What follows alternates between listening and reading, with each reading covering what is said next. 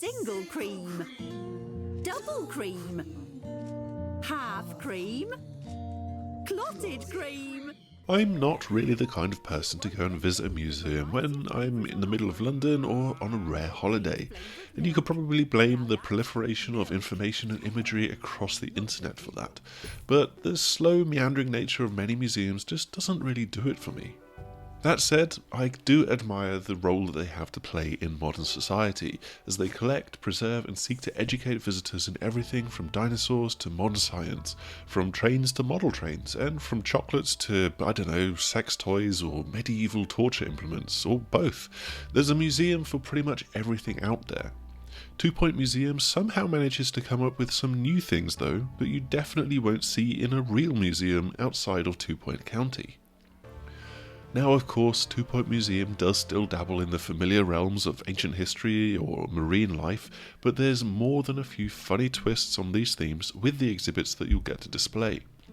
And that's before you head to a spooky mansion and host spectral beings and haunted dolls as attractions. We got to go hands-on with the opening few hours of the game and this first handful of museums and themes. We started off with Prehistory, where we were plonking down funny-looking dinosaur skeletons and fossils right next to gigantic footprints, stone-carved floppy disks and ancient beehives and fridge freezers that are still encased in the ice blocks that they were found in. Then it was off to the coast and the Marine Life Museum, setting up water tanks for the very literally named sea life that we could dredge up from the ocean where Wetlantis used to exist.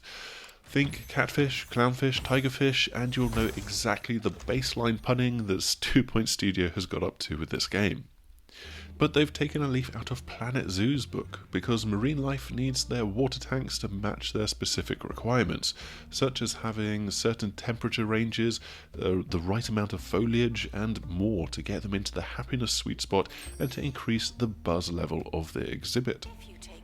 But then there is the spookily haunted mansion at Wayland Lodge. There's a menagerie of haunted horrors here that will bring punters through looking for a frighteningly informative time, showing them spooky mannequins and dolls, and letting them peep through one-way mirrors at industrial age spirits who have been set up in poltergeist-friendly polterguest rooms to unlive out their days with period-appropriate furniture and entertainment. If you get things wrong with pretty much any of these exhibits and fail to have enough of the right type of experts around to maintain them in their specific ways, things can get a little bit out of hand. Frozen exhibits can melt if they're not in an air-conditioned room, and that can release a swarm of prehistoric bees and fridge contents out into your museum.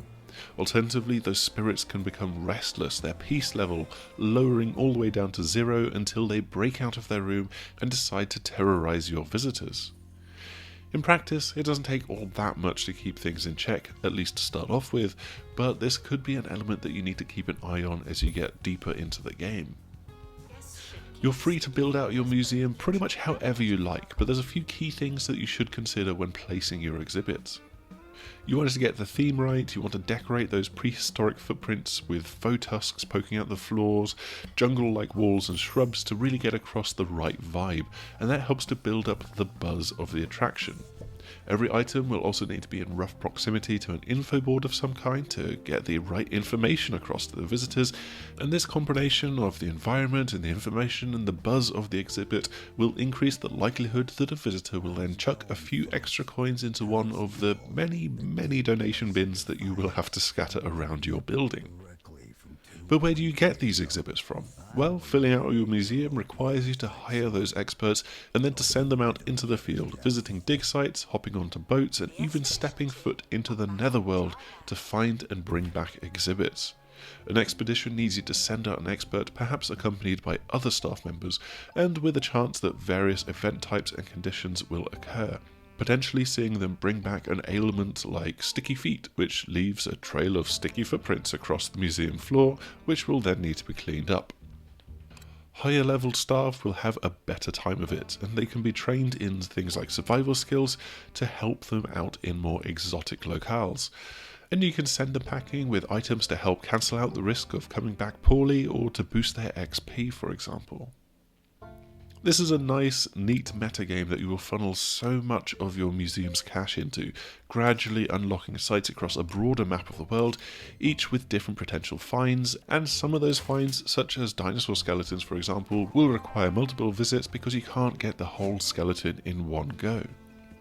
There's also certain narrative blockers to overcome, and the potential that you'll need to make a decision at a key juncture point as well. It all built up to the loot box pastiche of an exhibit reveal, and I love this animation as the wooden crate bounces around on screen before bursting open in a glorious light show to reveal what's inside. But your experts can't just go gallivanting around the world on adventures. I mean, who do they think they are? Indiana Jones or something? No, they have to ensure that the things that belong in the museum stay in the museum and in good condition, and also do their best to actually teach the eager museum goers about the exhibits. Guided tours are where they have to go face to face with the uninformed masses, and you have to curate a little tour with stops at a bunch of your exhibits, checking them off as though you were creating a bus route in a city builder. You've got to balance the length of the tour with the most exciting exhibits and cohesive theme to try and get the most entertaining, the perfect tour that you possibly can. And obviously the goal at the very end of this is that, once again, it will encourage more donations. And speaking of donations, you can trick them into not donating money but spending money if you put in a gift shop or two. It doesn't take too long before you start to appreciate the layers of the management sim that will feature in 2 Point Museum. Yes, the game eases you in with the more thematic ideas, but then you start to see the familiar elements of staff training rooms where you can boost their specialization or traits for expeditions, research rooms that will break down finds to help increase your understanding of a particular period or theme, and then there's new twists like a workshop to let a trained janitor put together an interactive display that is engineered to help keep those bogey-producing rapscallions that are the youth of today entertained and distract them from clambering over the actual exhibits.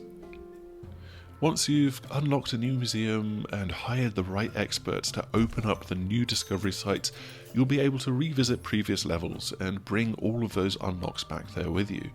Of course, you can open up a new wing with a completely different theme, but there's also some finds that will blend between them, such as the Swim Reaper mixing both marine and supernatural, or the Exterrogator, an oversized aquatic skeleton that will mix prehistory and marine and be suitable for both types of museum. This is shaping up to be one of the most customizable 2 Point games yet from a visual and layout perspective, and so you've now got things like diagonal walls and floor tile quarters, letting you really create the kind of flowing floor plans that IKEA would be proud of.